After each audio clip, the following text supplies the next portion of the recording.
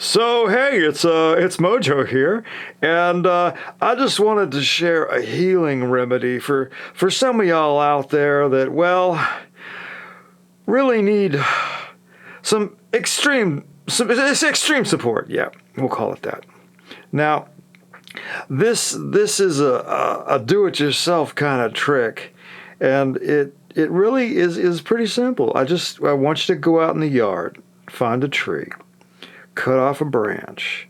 A good, 2 foot would be sufficient, by about, good 1 or 2 inch diameter. Then you take your pocket knife, and I want you to sharpen the end of it, and then pull down your pants and shove that puppy straight up your butt. Yep, that should fix whatever's wrong with you. I can't think of a better solution, but try that, and if that doesn't work, try it again.